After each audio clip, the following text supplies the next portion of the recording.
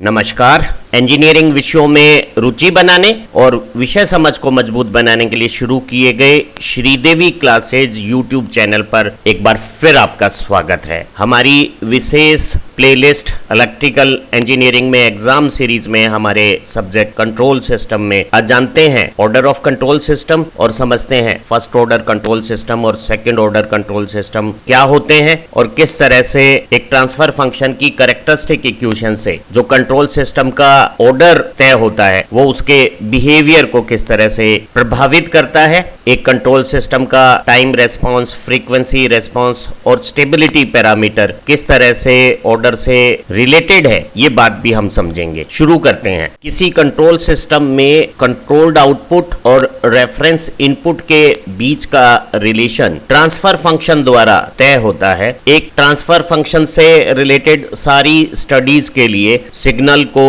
और उनके transformation gain को लाप्लास ट्रांसफॉर्मेशन के बाद फ्रीक्वेंसी डोमेन में पढ़ा जाता है। इस दिए हुए कंट्रोल सिस्टम में जहां फॉरवर्ड पाथ का गेन G और फीडबैक पाथ का गेन H है, उसका ट्रांसफर फंक्शन जो फ्रीक्वेंसी डोमेन में कंट्रोल्ड आउटपुट CS और रेफरेंस इनपुट RS का रेशो है वो G/1+GH होगा। इस कंट्रोल सिस्टम को रिप्रेजेंट करने वाले इस ट्रांसफर फंक्शन की प्रॉपर्टीज को ये डिनोमिनेटर पार्ट डिसाइड करेगा और इस डिनोमिनेटर पार्ट से एक इक्वेशन बनेगी जिसे हम कैरेक्टरिस्टिक इक्वेशन कहेंगे और ये कैरेक्टरिस्टिक इक्वेशन ट्रांसफर फंक्शन का ऑर्डर तय करेगी और किसी कंट्रोल सिस्टम का ऑर्डर उसके बिहेवियर की इंडिकेशंस देगा। एक ट्रांसफर फंक्शन के लिए जो कैरेक्टरिस्टिक इक्वेशंस होती है वो इस डिनोमिनेटर में हर में आए हुए पॉलिनोमियल जो अलग अलग घात की s की एक मैथमेटिकल इक्वेशन होगी उसे 0 के बराबर रखकर हम प्राप्त करते हैं। तो जो डिनोमिनेटर पॉलिनोमियल है हमारा 1+GH, उसको अगर हम 0 के बराबर रख देते हैं तो ये जो इक्वेशन आई है इसे कैरेक्टरिस्टिक इक्वेशन कहते हैं और यही कैरेक्टरिस्टिक इक्वेशन कंट्रोल सिस्टम का ऑर्डर तय करेगी और ऑर्डर से कंट्रोल सिस्टम का बिहेवियर तय होगा। एक कंट्रोल सिस्टम जिसमें फॉरवर्ड पाथ का गेन GS और फीडबैक पाथ का गेन HS है और लूप गेन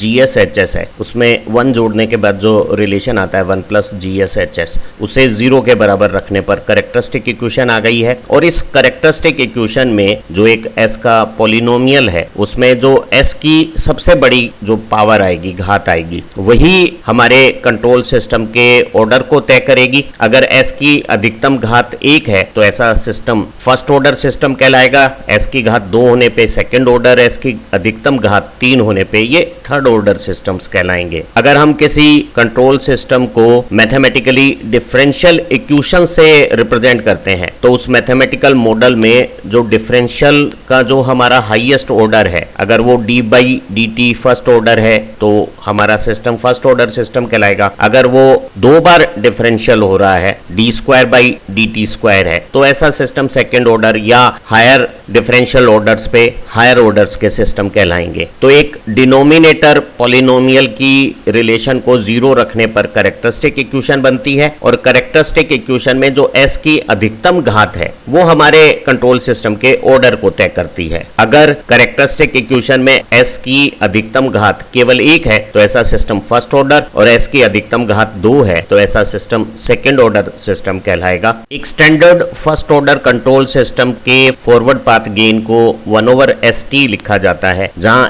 S हमारी कॉम्प्लेक्स फ्रीक्वेंसी है और कैपिटल T इस फर्स्ट ऑर्डर सिस्टम का टाइम कांस्टेंट है जिसकी यूनिट सेकंड्स में है। कॉम्प्लेक्स फ्रीक्वेंसी को हम 1/सेकंड यूनिट में पढ़ते हैं। अगर इस फर्स्ट ऑर्डर सिस्टम में यूनिटी फीडबैक है, H की वैल्यू 1 है और आउटपुट को ही हम रेफरेंस इनपुट से कंपेयर कर रहे हैं, दोनों सिमिलर यूनिट सिस्टम्स में है, तो कैरेक्टरिस्टिक इक्वेशन में 1+GH1 है इक्वल टू 0 कर दिया गया है। और अगर मैं ST को एलसीएम लेता हूं तो ST+1 is equal to 0 characteristic equation का एक सिंप्लीफिकेशन फॉर्मेट आ गया है। और आप इस इक्वेशन में S की जो घात है, पावर है, वो देखिए। अगर ये केवल 1 है जैसे कि यहाँ इस कैरेक्टरिस्टिक इक्वेशन में दिख रही है तो ऐसा control system first order system कहलाएगा। आपको फर्स्ट ऑर्डर सिस्टम में जो फॉरवर्ड पाथ गेन है उसका स्टैंडर्ड फॉर्मेट और कैरेक्टरिस्टिक इक्वेशन याद रखनी चाहिए। और इस कैरेक्टरिस्टिक इक्वेशन में जो S s की हाईएस्ट पावर 1 है वो बता रही है कि ये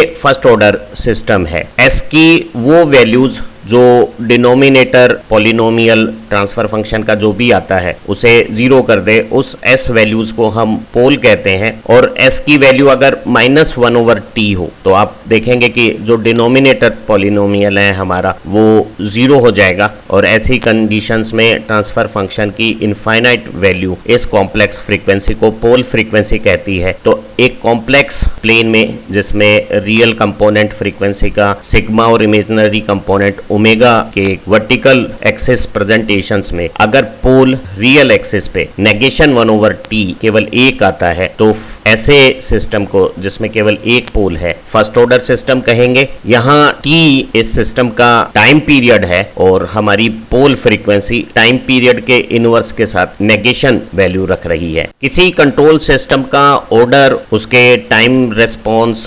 स्टेबिलिटी, स्टेडी स्टेट एरर, इन सब को प्रभावित करता है। और एक standard first order control system में फॉरवर्ड पाथ के गेन का स्टैंडर्ड फॉर्मेट 1/st हो गया है। और अगर यूनिटी फीडबैक के साथ कैरेक्टरिस्टिक इक्वेशंस को इक्वल टू 0 फॉर्मेट में हम लिखें तो हम पाते हैं कि इसका केवल एक पोल -1/t इस कॉम्प्लेक्स एस प्लेन में रियल एक्सिस पे नेगेटिव रियल पार्ट की तरफ आता है। और ऐसे सिस्टम में अगर हम reference input unit step 1 value की स्टेप फंक्शन देते हैं तो जो आउटपुट टाइम रेस्पॉन्स है वो एक एक्सपोनेंशियल राइजिंग रिलेशंस आएगा, और वो बिहेवियर समय के साथ शुरू में जो तेजी से बदलेगा उसे ट्रांजिएंट कहेंगे। और जब हमारा टाइम कांस्टेंट के बराबर होगा तो ये 63.2% वैल्यूज पर पहुंच जाएगा। और हर एक टाइम कांस्टेंट के बाद जो टोटल इनफाइनाइट टाइम में चेंज हो रहा है उसका 63% चेंज राइज होता हुआ हमारा बिहेवियर 5 टाइम कांस्टेंट पीरियड में फाइनल वैल्यूज के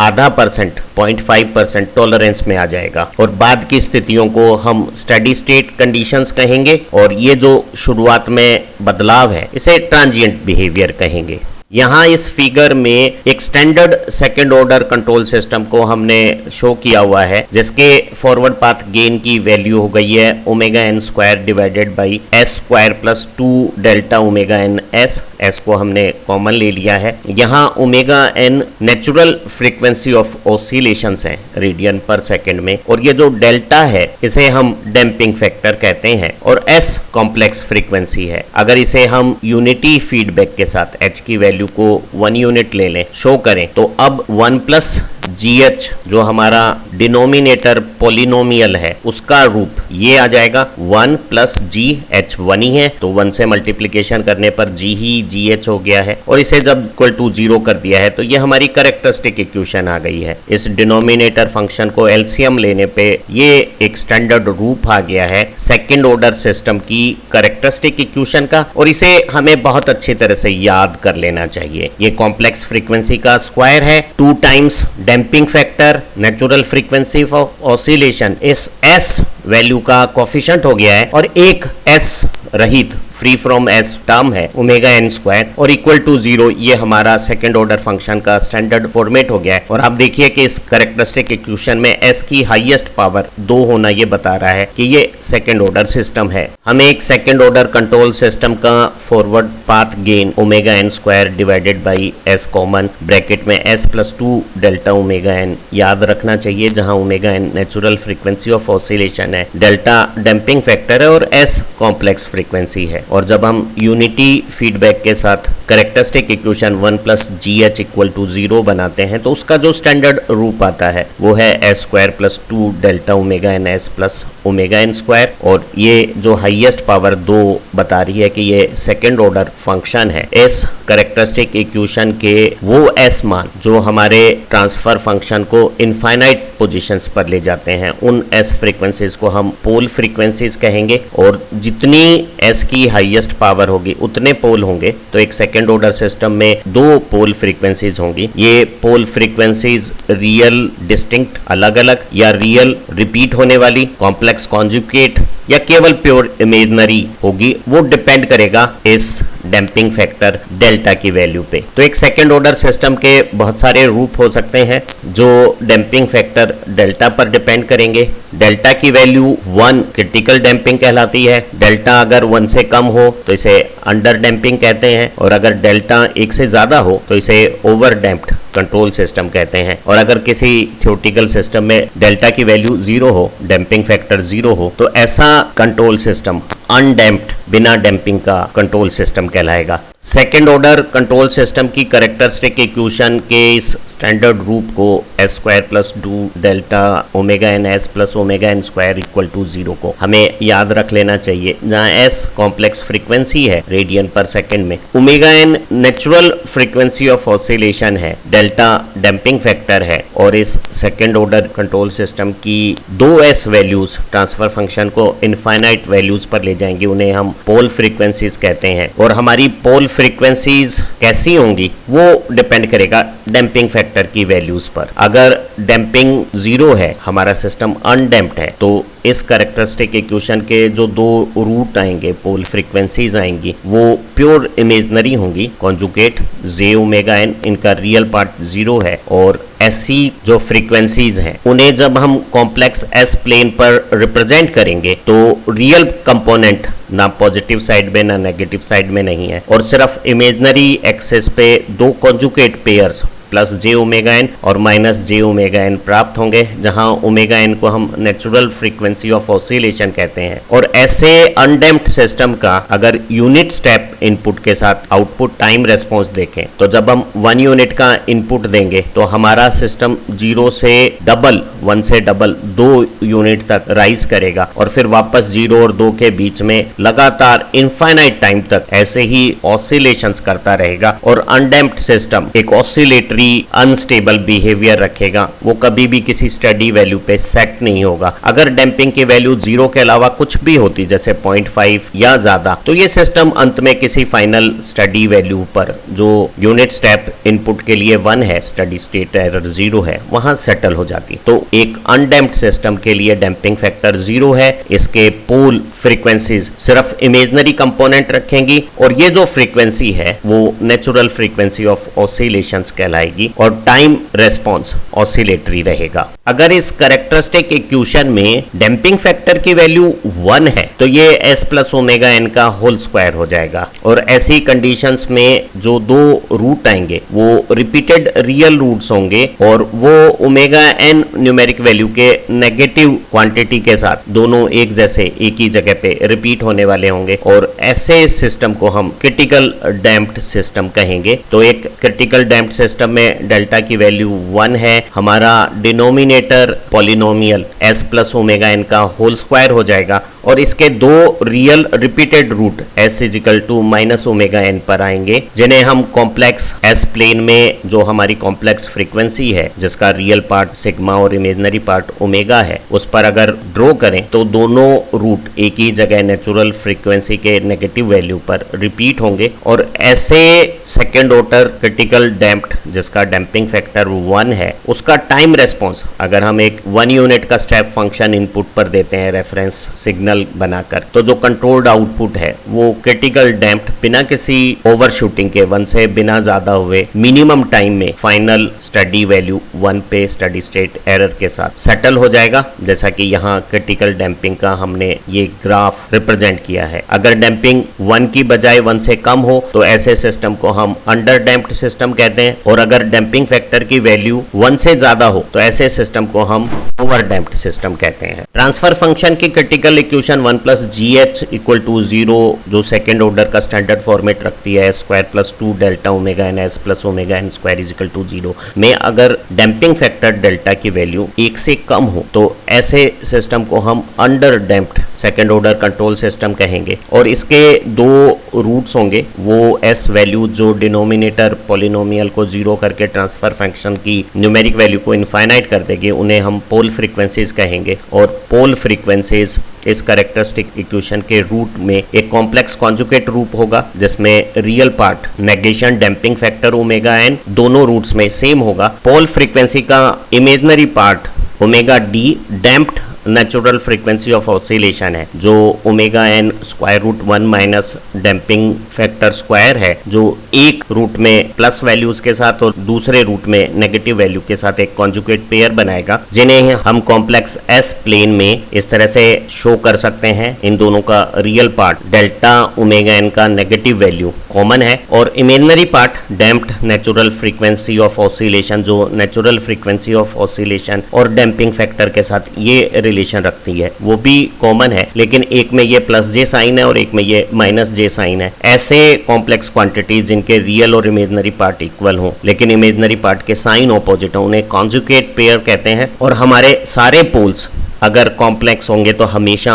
कॉन्जुगेट होंगे, ये रूल है। तो इस कॉन्जुगेट कॉम्प्लेक्स पेयर के साथ जब रूट्स होते हैं तो हमारा जो टाइम बिहेवियर है यूनिट स्टेप इनपुट के लिए, वो ऑसिलेटरी बिहेवियर रखेगा, वो हमारे फाइनल स्टेडी मैग्नीट्यूड से ऊपर ओवरशूट होगा और ये जो ओवरशूट के मैग्नीट्यूड हैं वो समय के साथ लगातार कम होते हुए फाइनली सेटल हो जाएंगे स्टेडी स्टेट वैल्यूज पे। और ये इस तरह का oscillatory behaviour under damped conditions में जब डैम्पिंग फैक्टर 1 से कम होगा तब आएगा। एक सेकेंड ऑर्डर कंट्रोल सिस्टम की standard characteristic equation s square plus 2 delta omega N S plus omega N square is equal to 0 में अगर डैम्पिंग फैक्टर की वैल्यू 1 से ज्यादा है तो ऐसे सिस्टम को हम ओवर डैम्प्ड कंट्रोल सिस्टम कहेंगे और ऐसी स्थिति में इसके दो factor s plus a s plus b बन जाएंगे और उन्हें सॉल्व करने पर दो रूट के रूप में हमारी फ्रीक्वेंसीज रियल और अलग अलग प्राप्त होंगी। तो इनकी पोल फ्रीक्वेंसीज हैं वो रियल और डिस्टिंक्ट अलग अलग है और ऐसा सिस्टम जिसमें डेल्टा की वैल्यू 1 से ज्यादा है उसे हम ओवर डैम्प्ड सिस्टम कहेंगे। कॉम्प्लेक्स एस प्लेन में जो दोनों रियल और डिस्टिंक्ट फ्रीक्वेंसीज हैं इनमें कोई इमेजिनरी पार्ट नहीं है, दोनों रियल एक्सिस पर आई हैं और इनके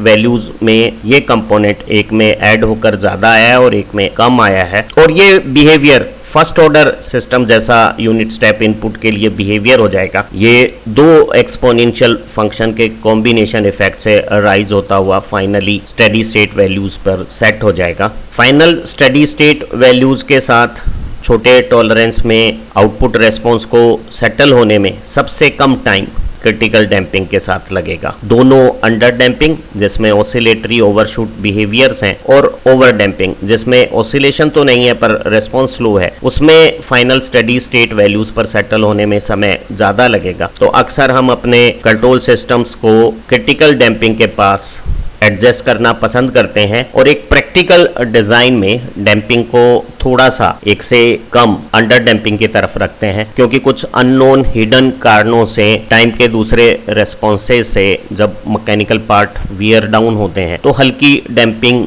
और डैम्पिंग फैक्टर बढ़ सकते हैं और फाइनली हमारा रेस्पॉन्स क्रिटिकल डैम्प ही रहे, ओवर डैम्प ना हो। इसलिए हम इनिशियल डिजाइन में इसे स्लाइट अंडर डैम्प डिजाइन करते हैं। सभी परीक्षाओं में कुछ ऐसे सरल सवाल होते हैं जो स्टैंडर्ड बार बार रिपीट होते हैं, जिन्हें अगर कोई सीख लेता है तो रिजल्ट्स में बहुत पॉजिटिव चेंज आ जाता है, स्कोरिंग एबिलिटीज इंप्रूव हो जाती है। तो हमारी कंट्रोल सिस्टम परीक्षाओं में हमें एक सेकंड ऑर्डर के ट्रांसफर फंक्शन को बताया हुआ होता है और कहा होता है कि अगर इसमें यूनिटी फीडबैक किया जाए तो इसके बिहेवियर को बताना है, साथ में हमें इसकी natural frequency of oscillation, damped frequency of oscillation, damping ratio और पोल्स वगैरह को कैलकुलेट करना होता है। तो इस स्टैंडर्ड जो हमें ट्रांसफर फंक्शन दिया हुआ है सेकंड ऑर्डर का, जिसमें कुछ न्यूमेरिक फिगर दिए हुए हैं, उसके साथ हमने एक यूनिटी फीडबैक बनाकर ये क्लोज लूप कंट्रोल स्कीम बना ली है, जिसमें यहाँ अगर रेफरेंस इनपुट दिया जाए तो कंट्रोल आउटपुट हमें प्राप्त हो जाएगा।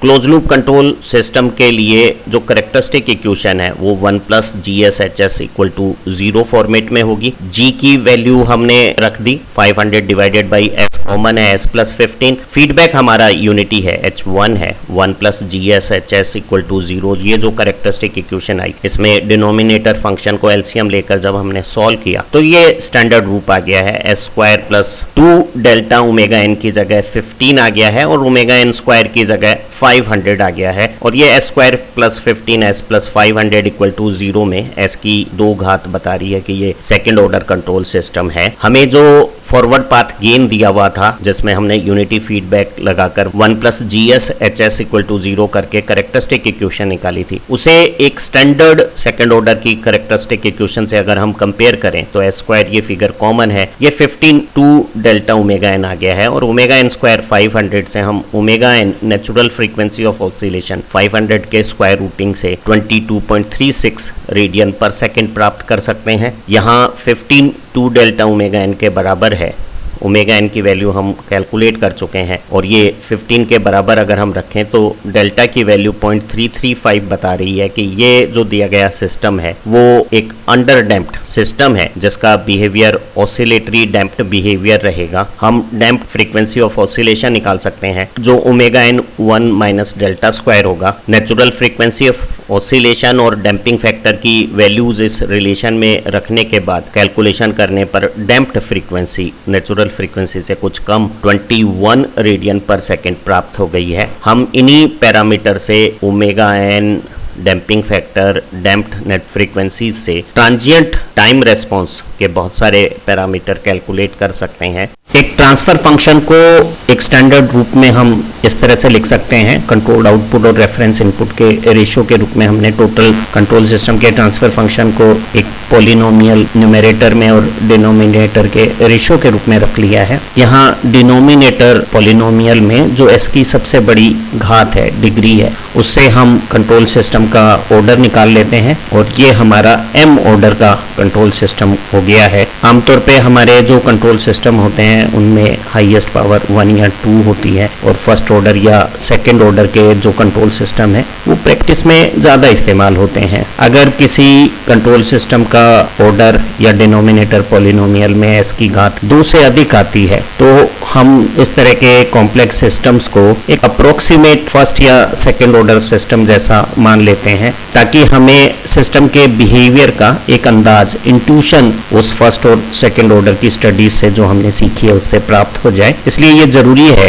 कि हम सभी कंट्रोल सिस्टम्स जो फर्स्ट ऑर्डर और सेकंड ऑर्डर के हैं उनके वेरियस इनपुट से और खासतौर से जो स्टेप इनपुट है उससे कैसा रिस्पॉन्स आता है उसे अच्छी तरह से समझ लें और जो फर्स्ट और सेकंड ऑर्डर का रिस्पॉन्स हम समझेंगे उसी से किसी हाई ऑर्डर के भी कंट्रोल सिस्टम को अंदाजन समझा जा सकता है। उम्मीद है आज की इस लर्निंग वीडियो से हमारे विषय कंट्रोल सिस्टम का एक बहुत महत्वपूर्ण लेकिन आसान जो सब्जेक्ट मैटर है, कंट्रोल सिस्टम में ऑर्डर क्या होता है, वो अच्छी तरह से आपको समझ में आ गया होगा और फर्स्ट ऑर्डर और सेकंड ऑर्डर कंट्रोल सिस्टम्स की परफॉर्मेंस के बारे में भी एक एलिमेंट्री जानकारी आपको प्राप्त हो गई होगी। परीक्षाओं में स्ट्रेट फॉरवर्ड जो क्वेश्चंस आते हैं उनके आंसर आप दे पाएंगे, ज़्यादा अच्छा स्कोर कर पाएंगे और जब आप YouTube पे श्रीदेवी क्लास की eager to learn membership join कर लेंगे तो हम आपको एक real genuine examination support study material भी प्रोवाइड करेंगे। आप इन सब की मदद से ज़्यादा बेहतर परफॉर्म करें, सफलता पाएं। इन्हीं कामनाओं के साथ फिर मिलते हैं एक नई लर्निंग वीडियो के साथ। Thank you very much.